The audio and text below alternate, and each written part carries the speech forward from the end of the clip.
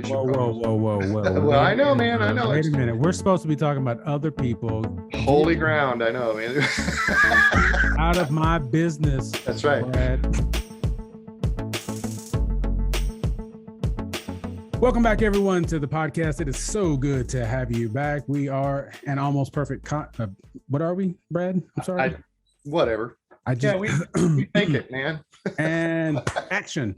We are an almost perfect podcast. See, it just kind of speaks for itself sometimes, man. It's just the way it is.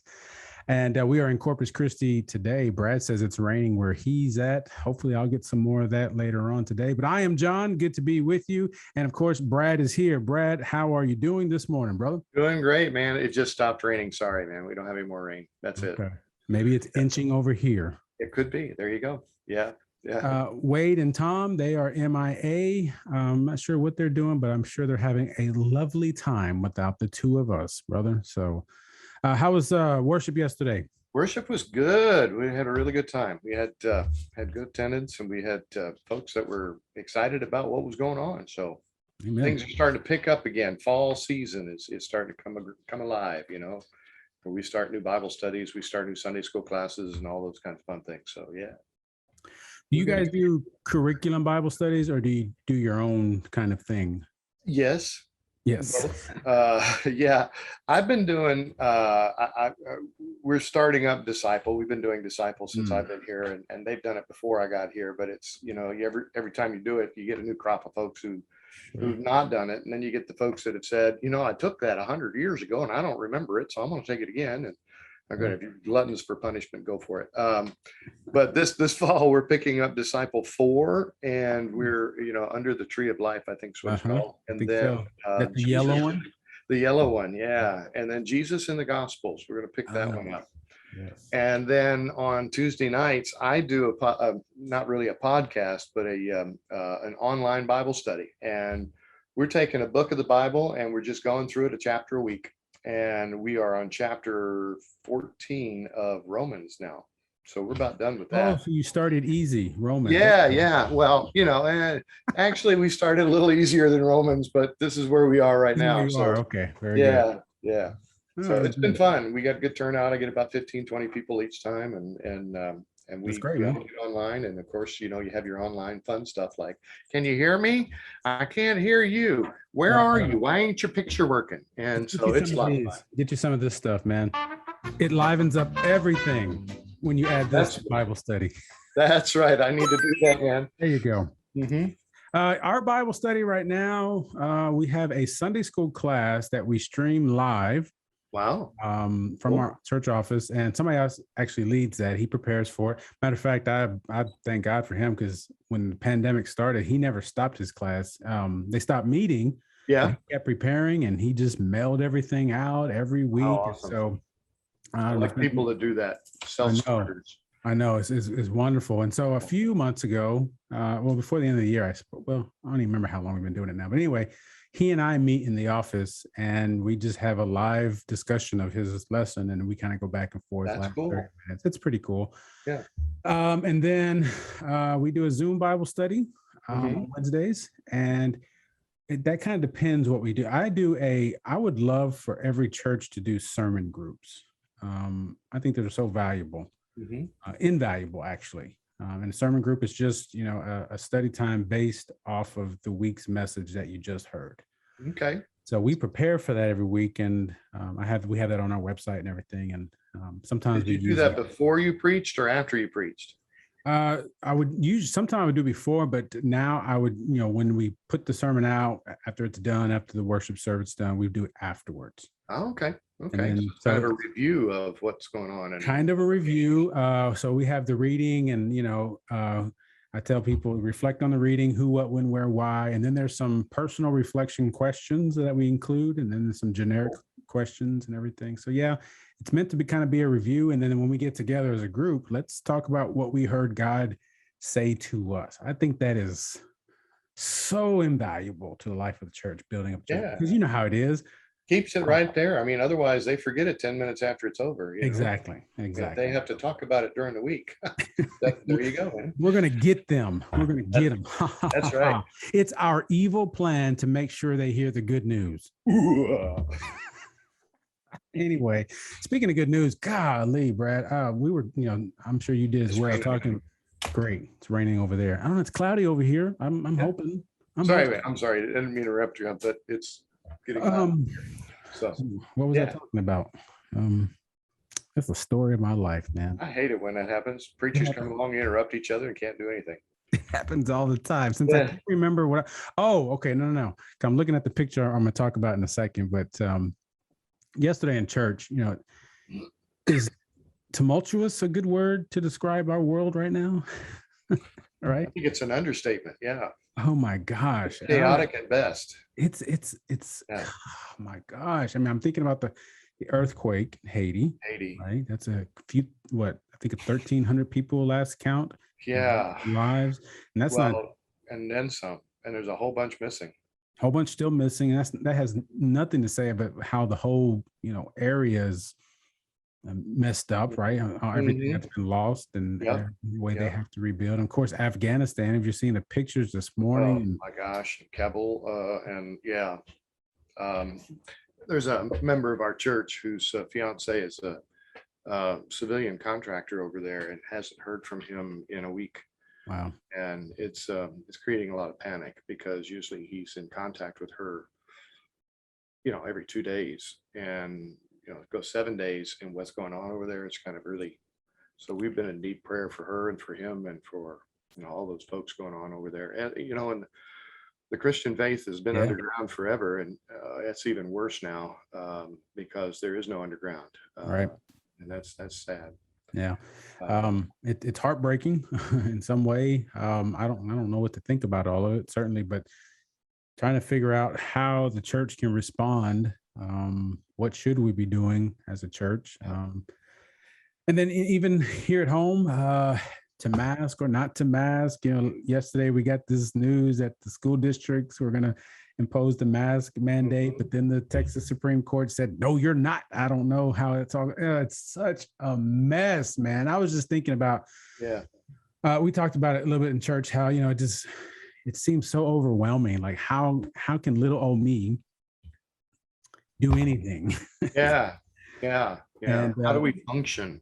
Right. We talk about compassion fatigue, talk about I just need to stick to my own little part of the world right here and do my own thing, and everybody else figure out what do you do. But we talked yesterday just briefly about, part of the church's function is to realize that I don't do anything necessarily on my own. I do everything with the unity of a church, with the unity of the Holy Spirit. And that doesn't mean I conquer the world. Right. But it means I have some role to play in how all this, or what our response is going to be anyway to some of this stuff. I don't know how do you handle all the complexities of all that kind of stuff? You breathe. Just breathe in, breathe out, breathe in, breathe out. And remember with every breath that you're saying God's name, Yahweh, Yahweh, Yahweh. It's all a prayer, man. I don't know. You got to keep focused on what's absolutely important, and that will point you and guide you and direct you in every step you take that needs to be done. And I wished I could say that I had that original idea. It ain't my idea. Somebody told me that. I've been living by it too. So it's tough right now. It really is. Yeah. I don't know. Go back to Haiti for a moment. I remember the last time we had a major earthquake there. They had, and our church, our annual conference family lost one of its own. Was in the hotel in Port-au-Prince when remember that when the earth shook, and he lost both legs and then ultimately died of his injuries when they got him airlifted to Florida. But I think of Clint. I think of and he's just somebody. He puts a face to all of the facelessness of such a tremendous tragedy. And the same is kind of true for this fellow that's over there in Afghanistan right now. Is I have a face that I can put on the situation that makes it more than just a news article at arm's length. we were talking on Sunday about COVID is, more than just numbers. That's all we get is statistics and numbers. And we forget that each and every person, each and every number is one person who is a child of God. And to lose sight of that becomes numb to it. And I don't want to do that. Mm. I don't think we can afford to do that. We can't become numb to the reality of the world around us right now. So yeah, it's hard. It's really, really hard. And Yeah, right. I think one of the things that I've learned to do is you lean more into God, because I don't know what else we can do. And Brad, God will point us in the right direction. that doesn't sound like a 3-point plan of action, man. How are we ever going to sell that? I need a prayer. If you put a poem with it and a prayer with it, then you get your 3. No, man, I'm joking, but in sincerity, it's hard. It's hard to be a Christian in this world today. As if it ever was easy. Sure. Sure. But we've got our challenges and we need to meet them. So. Yeah. So, Lord help us. That's something we pray a lot, right? And Lord help us try to make sense of where we land and what we do and what our life can be now.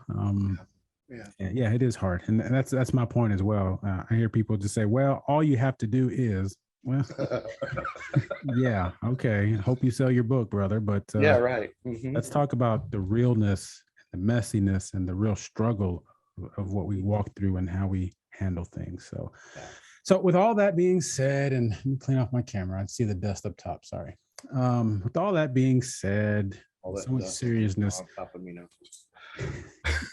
Very good, man. You look good. Okay. I need to give you a story before we jump into our main topic. Give you a story that's kind of brings some relief. Okay. Okay. All the things happening in the world. Who would have ever thought that there would be a village terrorized by the bandit who pours baked beans throughout litter boxes? So in litter boxes? So there is a village. I had to look this up. It's called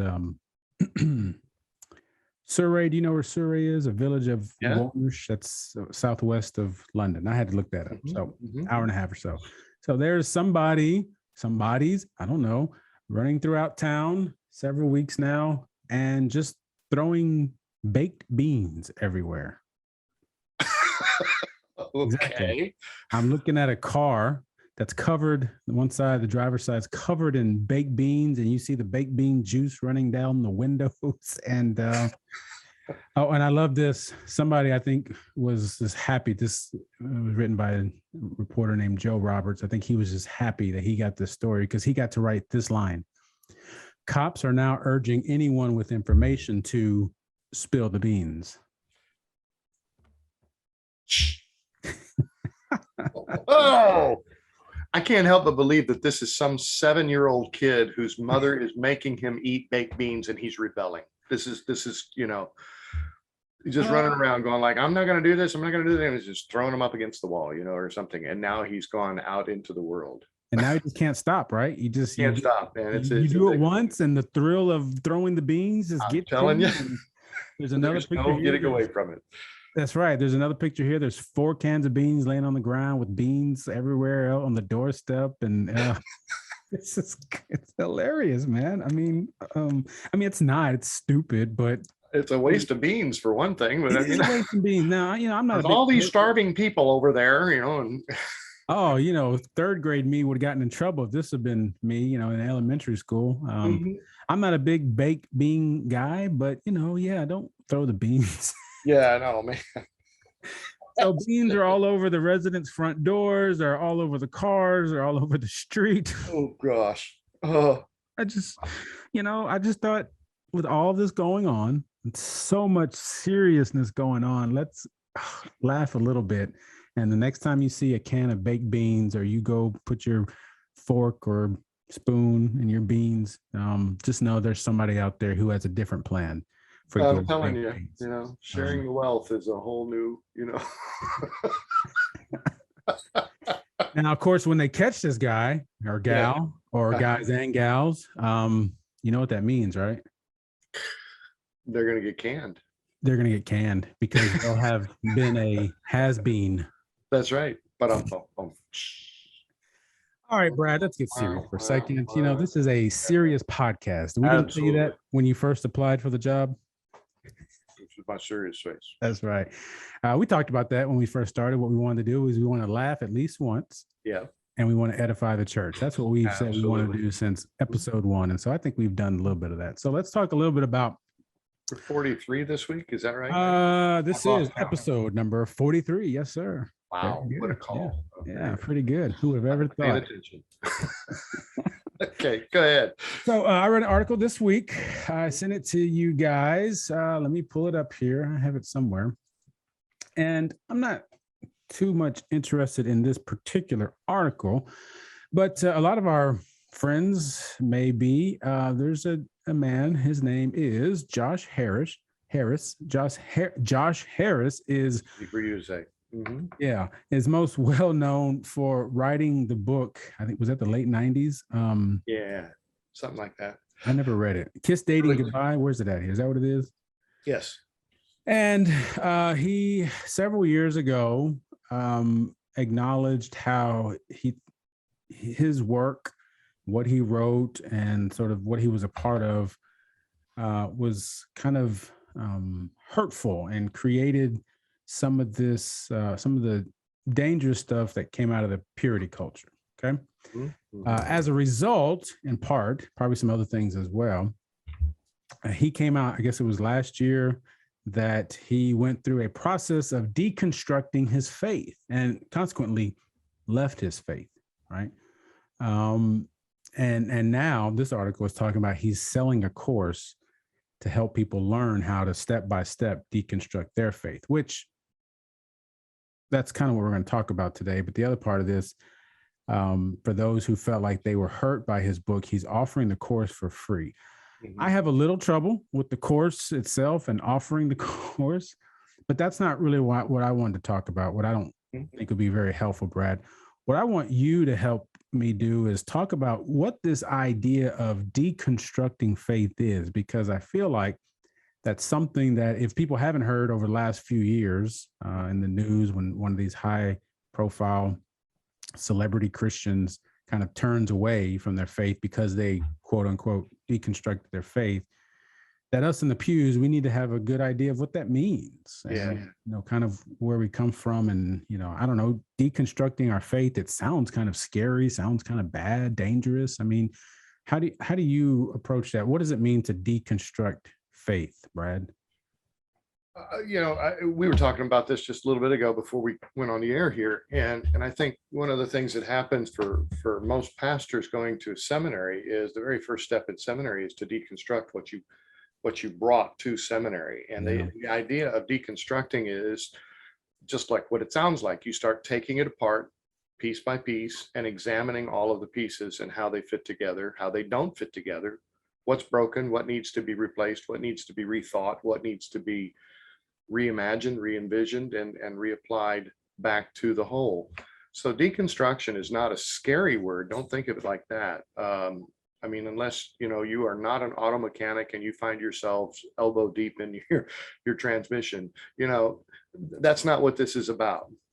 What it really is about is looking at your faith from a critical point of view, and I don't mean critical as in harsh, and Sure. but critical as in let's look at everything.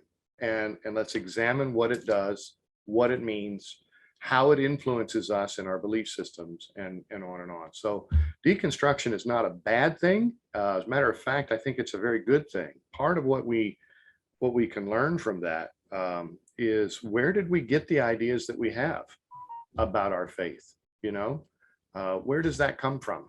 Who influenced that? Was that from the classical Christian teachings, or was that from a pop Christian song, or was that from Hallmark? I used to call it the Currier and Ives Christmas, and that kind of thing. Do we have a real understanding of are we smelling the barn where Jesus was born, or are we, enjoying the sleigh ride through the countryside, seeing the church all lit up? What is our understanding? Pageantry of our faith, yeah. Exactly. So that's kind of what deconstruction is, and deconstruction of our faith specifically.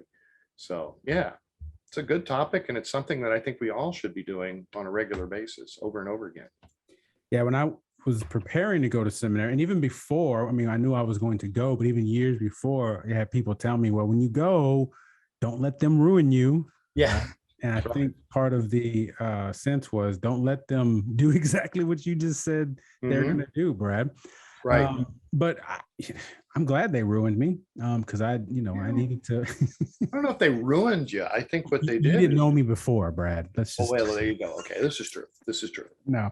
So, Yeah, I don't mean in that sense. But they better prepared me to understand what I thought about faith, and certainly how I could help other people learn yeah, and grow in that process as well. absolutely. And that's what I think is important about this.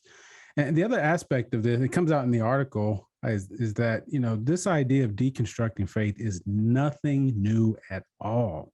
Oh gosh. No. You use the word, the critical thinking of it. That's Mhm. part of what the church has always done. It's pretty recent when the church just lost its way all in all things. Wouldn't you? Is that? Well, yeah, the church has been, What generation do we want to blame for ruining the oh church, gosh, Brad? how many rabbit trails, have we seen across 2,000 years in Yeah, Christianity, but I think the other thing about deconstruction is it allows you to put your faith back together if you're so inclined. And obviously what we find here in your article is Josh Harris and some other folks have, in so doing, found it not worth it to put their faith back together in a way that actually sustains and strengthens them in their relationship with God. And so they walked away from it. And that's a danger always. But I'm sure you had experiences like this too in seminary. I knew friends of mine who took 6 months of seminary and said, this is not for me, mm, because it was too critical and it was too difficult. And when you start losing the things that you had always known, and don't really want to explore what's deeper than that, right. a very shallow faith will come into serious conflict. And I think we see that all the time in our churches. We see that in our culture. We see people who get challenged by, everything is fine as long as everything is fine. But soon something happens that isn't fine.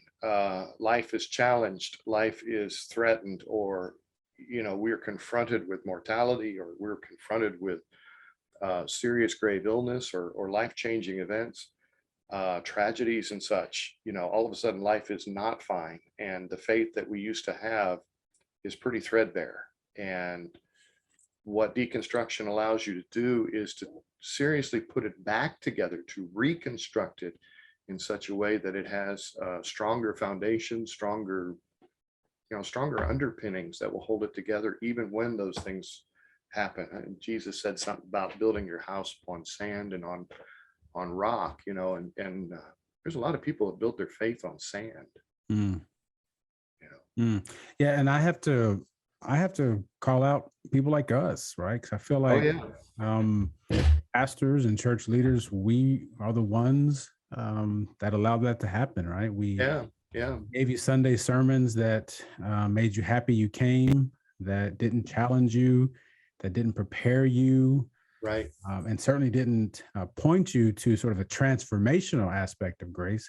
Mhm. We told you to pray, and we made you feel good about going to church, Mhm. which may have helped the church budget too, and and made you like us a little more. But Right. so yeah, we have a part to play in this, and how willing we are to prepare our people like this. I even think when it comes to sermon, I don't remember where I read it first. It just kind of shook me that a lot of us, and I think I have been too, is like when we preach a sermon, we think, well, my goal is to let me explain the Bible to you. Let me tell you all the answers, and that you leave this sermon with definite answers about, I don't know, a belief or something. When actually a lot more of our sermon can be, let me prepare you, right, to go find an answer. Mhm. Let me get you ready for what you may face Yeah. and be able to experience the grace of God in that moment. Right. But part of deconstructing faith is recognizing that is something that we have to do. Mhm. That there are times when there are no easy answers, and what we've done in a lot of ways like I think part of what you're saying is we've built our faith on easy answers. Yeah. And when Yeah. you start poking at those easy answers, things start falling apart. And then you get to this moment where you're like, oh my gosh, now what? I Yeah. read somewhere, someone described it. It's a midlife, it's a mid-faith crisis, what it is, Yeah. you know, and you don't know what to do now. So I don't know if you get your course ready, and I don't know if you've thought about it, but what would be the process, a faithful process of deconstruction? If we consider that it's a good thing and that it's helpful, that what would be some helpful aspects of a deconstruction process? I think the very first step in this is getting prepared. Okay. Because you're going to be challenging all of your preconceived notions, not challenging them as saying they're all wrong and you just got to start from scratch, but to say, which ideas do we have about the faith are truly orthodox, if you want to go there, biblically based, if you want to go there, theologically sound, if you want to go there, or which ones of those are culturally informed or socially informed, meaning like, did I learn this from my parents because that's what they've always done? We've always done it that way. What are the things, and to be brutally honest with yourself, where did those things come from? How did you learn and how did you incorporate that? So the very first thing, I think step one is going to be, can you be honest with yourself? Can you be open and brutally honest with yourself to know that sometimes the assumptions that we have when we walk into the faith or when we come into the faith may not necessarily be historic, may not necessarily be theologically sound, may not even have anything to do with Jesus himself or Christ or the gospel or the Holy Spirit or any of those things. And instead may be just stuff that we picked up that has made us feel good or made us comfortable. And sometimes those are not necessarily going to be a good place to leave as is. So can you be brutally honest about looking at everything that you're going to look at in the faith, in your faith, and try to understand how it relates to the faith that's been handed down across generations and cultures and languages and boundaries and ages. That's step one. And I think step two is to say, who is God? It's really to start from scratch. We're going to do the theological question, who is God? And then from there, you can begin to branch out, who am I in relationship to God? And how do God and I relate? Do we relate? Is God better when God is way off there somewhere and I'm over here? Or is it better for me to really be honest and let God in? And we can look at that through scripture. We can look at that through theologies. We can look at that through human experiences. Folks like Bonhoeffer had those questions and answered those questions, or at least asked those questions with some semblance of a direction of how to answer them in the midst of World War II and Nazi Germany. That was the kind of thing that drove him out of New York City. He was a German Lutheran pastor who was teaching in New York during the height of Hitler's rise in Nazi Germany, and realized what was going on back there and said, I can't stay here, even though his friends and coworkers there at the seminary in New York said, please don't go back. It's not safe for you there. He said, I have to. This is what I have to be doing. And it was that serious wrestling with, why am I doing this? Why am I a pastor? What is my role as a pastor? Well, I think that's a question we need to ask all of ourselves as Christians, followers of Christ. What does that mean? What does it mean to follow Christ? So maybe that's step 3 or step 4. I can go on. There's a whole lot of steps to go on, and I don't think it's a 5-week starter pack. Well, if you can get started, it sounds like we can make $1 million, man. If you can just get that, tighten up that package a little bit, brother. You weren't writing this down? What did I say? I don't remember now. Can we deconstruct, or should we deconstruct our faith on our own? I would recommend not.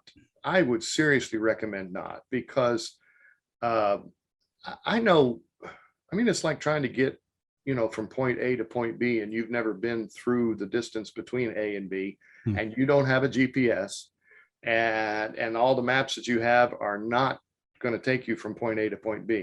And if you're trying to do that on your own, you're shooting from the hip, and you may get there.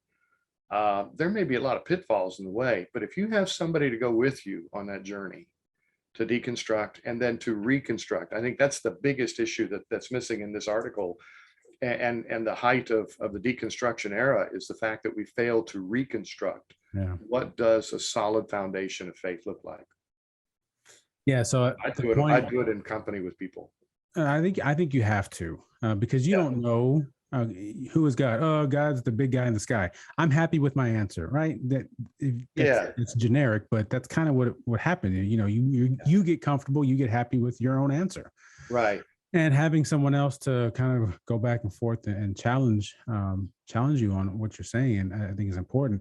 And that also that, the goal is not to simply deconstruct, right? That's what you're saying. That's exactly right. That seems to be the goal for everybody that we talk about a lot, that you hear about a lot. Oh, I deconstructed my faith. And it sounds so intellectual and it sounds so sophisticated, but it's only half the work. The other half is, okay, now that we've deconstructed, now that we've chipped away at the things that are kind of here, where do we go from here? And how do we figure out, okay, what do we believe then?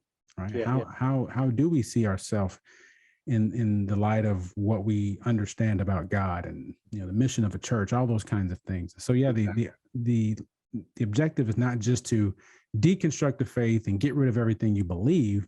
mm-hmm. It's actually to refine, or maybe that's not a really good word, but maybe refine what you believe by being critical with it and evaluating where you got it from. All those things you've already said. I think that's what the church needs, because to do that, you have to be serious about what you believe. Yeah. And right now, I feel like a lot of people are like, oh, my pastor said this, must be true. I'm okay with it. Well, no, I mean, let's it's talk. Okay to challenge. Yes, please. Yeah. Please. Yeah. Let's talk about these things and let's take it serious enough to actually make it mean something. So yeah. I think we mentioned it earlier in one of our other podcasts several months ago, maybe even a year or so ago. In our earlier podcast, we mentioned the late Phyllis Tickle, her book, Emerging Church. No, that wasn't it. What was the name of her book? Anyway. Was this the garage sale one? Yeah. Every 500 years, the church has to have a rummage sale, a garage sale, an attic cleaning, where you got to get rid of all of the old stuff that has accumulated. And every 500 years, the church needs to do that. So I if the church has got to do that, certainly I need to do that. So do we, yeah. Yeah. What are the things that I'm holding on to that I really don't need? I mean, I got a lot of old books back here that, I can tell you that I read them once and there they sit. And do I really need to keep moving them every time the bishop comes? Whoa. Well, I know, man. I know. Wait a minute. We're supposed to be talking about other people. Holy ground. I know, man. Out of my business. That's right. Brad. But no, I mean, really. So what are the things that we really do? What's really important in the faith? What's really important in our journey of faith? And I don't want us to think that this is really all about me. Oh, my dog just got all nervous because lightning just struck. But no, I really don't want us to think about. I hear it too. Do you hear it? Yeah. So it was that book comment you made, man. You see what you did? You made Jesus mad, Brad. Anyway, so I wasn't, these are not Bibles. Don't know. These are dictionaries and all. Anyway, no, I think part of what she's talking about is getting rid of the things that we don't need and in the church. And I think we need to do that in our own lives as well. I think that's very critical. What are the things that I'm holding on to that really are slowing me down from truly growing in the faith? Because they have sentimental value, or they have, I don't know, sentimental and sedentary and detrimental all kind of sound a lot alike when you start thinking about the stuff that we carry around for all of us. And, I think that's part of my struggle as pastor. I've gone through this process. I've had the garage sale, several of them. And, we've talked before about simple church. We were talking about that this week when we got together, right? And I'm all about the idea of simple church, that let's do what matters and all this other stuff. Let's just kind of get rid of that because it's really not helping like we think it is. It's not bringing the fruit that we say it is. So I feel that way wholeheartedly, but most of the congregation don't, right? And so as long as it's not my stuff you're monkeying with, please don't monkey with my stuff. Who moved my cheese and all that. Brother, let's change everything that I want you to change. Right. Anyway, so throwing beans around town is bad. Deconstructing your faith with the goal of having your faith reconstructed is good. Is that a fair assessment of where we've been today in the podcast, Brad? I think so. I think that hits it right on the head. I mean, that's what we really need to be about. So not throwing beans, but putting our faith back together when we take it apart. Okay. With help. With help, yes. And that's what the church is for. That's why so many pastors go into crazy debt at seminary, right? Yep. To help you deconstruct your faith. So let the pastors feel good about that debt they have and let them help you deconstruct. So anyway, all right, Brad, well, I appreciate that. That's a good conversation. I hope that's been helpful. If you need help deconstructing, talk to your pastors or, talk to us if we're one of your pastors. Maybe that's something we can start together. Sure. Maybe that's one of our online studies we can figure out how to do collectively. How do we walk through the process of deconstructing? And you know what? To make ourselves feel good about not charging, this guy charges $275 for his course. We'll charge 50 cents. How about that? And with a rebate. Coupon. There you go, man. That's right. That's right. A coupon. That's it. All right. Thanks, Brad. I appreciate that. Thank you all for listening, for being a part of the conversation. Got any questions or follow up? Let us have it. We want to hear it. We want to hear what you're thinking about. And hopefully Tom or Wade will be back next week, or maybe somebody else will join us. Maybe nice. That'd be really cool. So Brad, I appreciate your input. I always think you have a good word to share. Thank you so much for the gift of your time. Everyone else, until we see you again, God be with you. Peace. Ruff. Are you sure you want to stop recording? Yeah.